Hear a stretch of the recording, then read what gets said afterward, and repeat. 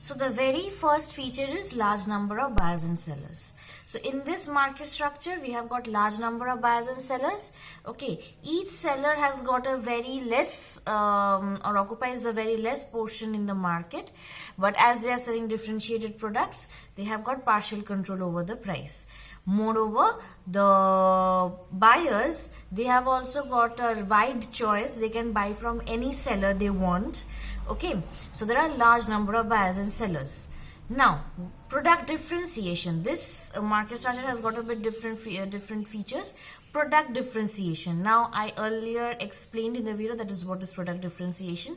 So, in this market structure, as the products are not homogeneous, but they are close substitutes of each other, there is product differentiation.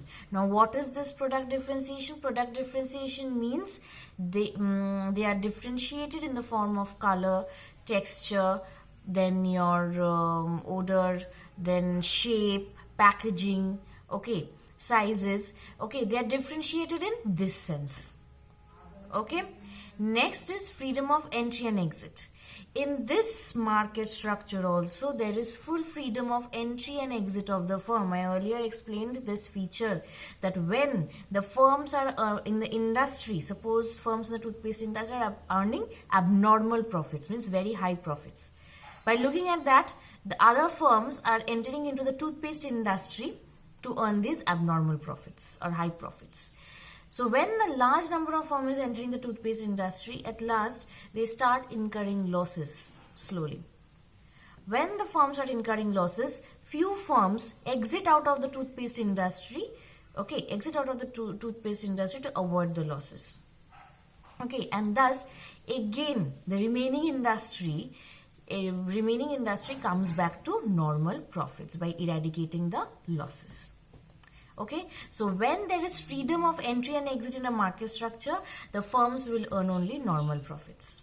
Okay, next is price policy. As I said that here the seller is neither a price maker nor a price taker, but the seller here has got a partial control over the price. Means the seller is has got partial control, means he is a partial price maker, means partial control over the price.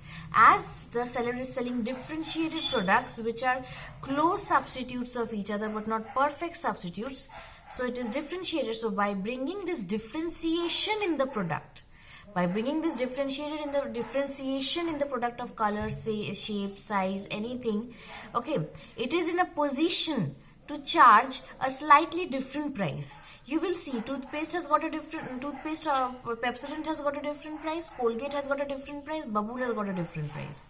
So depending on the differentiation that they are making in the products, that can be in any form, they are charging slightly different prices. Different brands are charging slightly different prices from the other brands. So this is the pricing policy. So they have got a partial control over the price.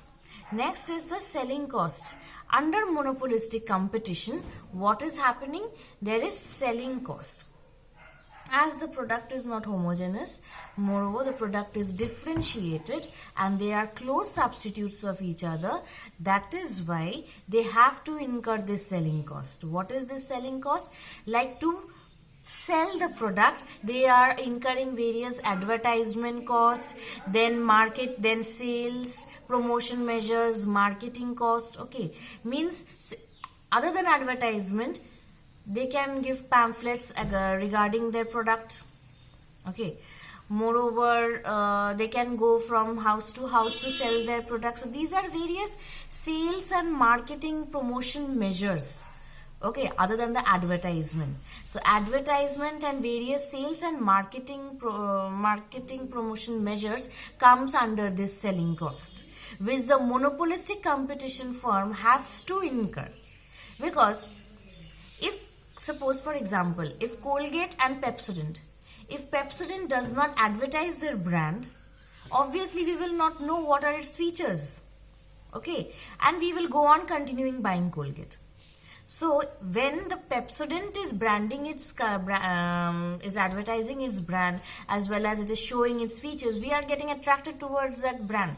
Okay, that is good. That is that has got that feature. Pepsodent has got this feature which Colgate is not having. So we can try Pepsodent. Okay, so all these sales promotion measures, these selling cost measures, these advertisement measures are incurred under the selling cost, which the monopolistic firm has to incur. Okay.